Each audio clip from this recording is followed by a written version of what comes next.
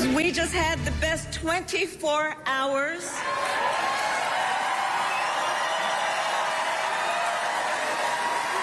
of grassroots fundraising in presidential campaign history. Now at 3, Vice President Kamala Harris making her first official campaign stop in the key battleground state of Wisconsin. Thank you so much for joining us here on KRON 4 News at 3. I'm Justine Waldman. The Harris campaign has now set a fundraising goal of $100 million raked in since Sunday night. At her first presidential campaign rally, the vice president spoke to supporters about her record as a prosecutor. As we know, she was a district attorney in San Francisco and the state's attorney general. She also took a swipe at former President Trump as a convicted felon. I took on perpetrators of all kinds. Predators who abused women, fraudsters who ripped off consumers, cheaters who broke the rules for their own gain. So hear me when I say, I know Donald Trump's type.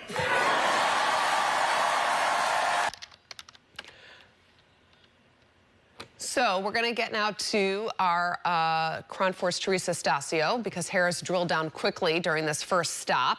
Political analysts are saying she's starting off strong. And Teresa, you were listening to that rally. How do you think it went? Well, there was a lot of notes to be taken, as you mentioned, that she certainly came out swinging. Political analysts say that she's starting off on some pretty good footing. This is absolutely a turning point in the campaign. Taking charge, political analysts weighing in as Vice President Kamala Harris officially hits the campaign trail as the presumptive presidential candidate for Democrats. First stop, a Milwaukee high school gym in the battleground state of Wisconsin. What voters have been saying for the last year is we want to move forward. We don't want to move backwards. I mean, both of those candidates, Trump and Biden, had been president before. Is this really our only choice? I mean, we were hearing a lot of this fatigue and really dissatisfaction with the choices. Melinda Jackson is a political science professor at San Jose State University. She says Harris is using her time wisely to capitalize on the unease voters had with the Biden-Harris ticket.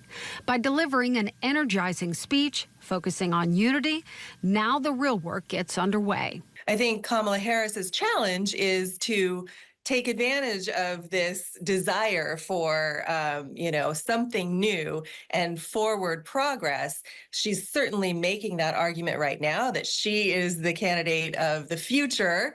Trump is the candidate of the past. If she can continue to hold on to that message and momentum, I think, she really has certainly a possible path to victory in November. It's still going to be close no matter what, but the Democrats certainly have a much better chance with her as their candidate than with Biden. Knows the issues very well. She knows all the, key funders very well. So she's very well prepared for this moment. Bruce Kane is a professor of political science at Stanford University. He says some of the criticism of Harris that she hasn't done much as a vice president misses the mark, adding the role of a VP is to be behind the scenes as a quiet supporter of the president. He adds that role may help her now as she steps into the position of the lead candidate on the ticket. And it doesn't hurt, by the way, for people to have low expectations and to surprise them.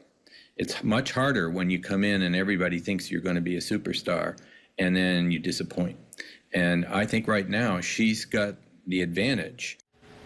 The advantage indeed. And she also mentioned several times that the work is just beginning, that there is 105 days to go before Election Day, and that Democrats are not shy about working to win. Justine, back to you. Teresa, thank you. Happening tomorrow, President Biden